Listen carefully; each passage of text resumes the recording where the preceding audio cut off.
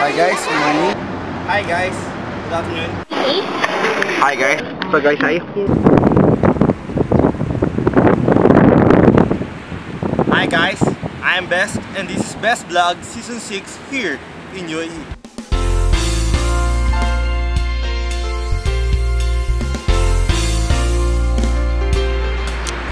Hi. I'm already working, I'm staying actually already in this country for about 2 years and 4 months. For that time, I guess a lot of changes happened already in my life. Still, there are certain qualities of my personality that's still intact. But I would actually admit that still a lot of things changed. What are those? I think I become more open to all the possibilities that could happen in my life. Before in the Philippines, if this is the thing that I want to happen, I'm focused on that. But now at least I'm open to all the possibilities that this could be the plan A, B, C, D, E, F, G. So, yung bang horizon ko mas lumawak. Though I would admit, hindi madali o kaya hindi ganoon kabilis yung mga pagdesisyon dito kasi mas madami pa din akong kino-consider. At ika nga, mas totoo din, maybe mas lumaki yung sweldo mo, mas malaki yung gastusin mo. One thing siguro hindi ko tinatunan yun siguro yung pag-iipon yan, which is kailangan ko pa din pag-aralan. Sa loob ng 2 taon mahigit na pananatili ko dito, pinakamatindi kalaban ko pa din. Well, tulad ng lahat ng Pilipino o na ibang mga tao na madami pa ding sagot na gusto malaman o inaalam is yung kalungkutan. Yung pag dumating sa depression, lahat ng focus mo, lahat ng nagaganap sa'yo magblanko. Bigla ka mapupunta sa isang espasyo kung saan mapapaisip ka na tama ba tong desisyon ko, anong sunod na gagawin ko, bakit ako nandito. Kasi compare halimbawa sa iba't ibang Pilipino na nandito, may focus sila na halimbawa kailangan padala yung pamilya, kailangan matapos tong ganito, ganyan. Sa akin, sa ugali ko kasi mas komplikado, mas focus sa akin yung kaysa sa pera o sa pananatili dito yung dahilan kung bakit kailangan ko mabuhay, bakit kailangan ko mag-stay, bakit ako nagpapatuloy. Pero siguro yun din eh, yun din yung dahilan siguro kung bakit buhay ako sa ngayon.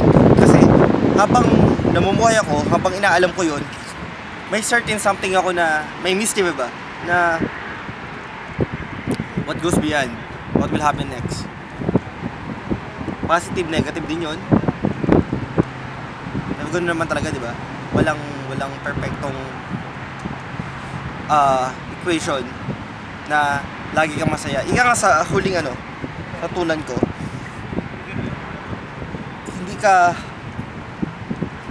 hindi mo lubusang maranasan yung kasiyahan kung hindi mo nadanas yung paghihirap o yung sakit. Kung puro masaya ka lang, magiging boring siya.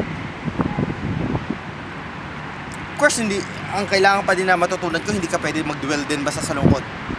Kasi mababaliwala yung effort mo na maging masaya o mawawala din yung effort ng mga tao sa paligid mo para maging masaya ka. Well, for the next 2 years, I'm still seeing myself na nandito sa bansang to. Na maliban pa sa 2 years na yun, yung sinasabi ko mas malawak na kung maaari, I want to do something new. Sa ibang bansa o pag-isip sa Pilipinas, let's see. But one thing, tinataningin ko yung sarili ko na hopefully before 30, may kompleto na ang magaganap sa buhay ko.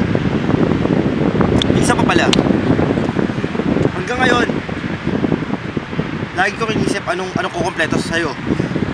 Kailangan ba makahanap ng tao makapagpasaya sa'yo? Kailangan ba ng tao kukompleto sa'yo?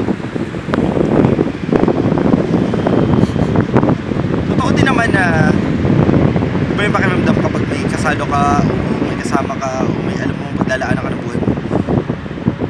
But at the same time, gusto kong maniwala. Dumating naman yung panahon na may nakasama ako, pero may pinapangarap ka pa din para sa sarili mo. May gusto ka pa din marating para sa'yo, o may gusto ka pa din mapatunayan na sa'yo. So kung para sa akin, hindi ka mabubuo porket lang may ano ka, may naging katawan ka o may kasama ka sa buhay mo. Siguro dapat maging buo ka muna bago ka maging handa para magkaroon ng katawan. So uli, anong mensahe ko sa hindi interview, sa vlog na to? That it's always worth the wait. It's always worth the sacrifices. Hanggat alam mo, hanggat nandiyan yung hope, hanggat ikaw may isang tao na nagsasabi sa'yo, kaya mo yan, pagpatuloy mo. Hindi mo kailangan please ang lahat. Hindi mo kailangan mapasaya ang lahat para lang maging okay ka o para makompleto ka. Sapat na siguro na may goal ka at hindi ka hihinto hanggang matupad mo yun. Sa ngayon, ano ba yung goal ko? Pero sa paggawa ko nito, gusto ko may mapatunayan. Sa pagtapos ko ng 2 taon, sa mga pinapakita ko, yun siguro yung gusto ko patunayan na worth it yung buhay ko. Kasi hindi mo naman alam kung kailan hihinto yun. Patuloy ka lang na patuloy. Never stop growing, never stop learning. At the end of the day, you can say na magiging accomplish ka kung A, may na-touch kang mga buhay na iba't ibang tao sa paligid mo. B, may maganda kang alaala sa buhay mo. And C, sa bandang huli, masabi mo na buo ka. So yun muna sa ngayon guys. I am Best and this is Best Vlog. So susunod ulit. Salamat.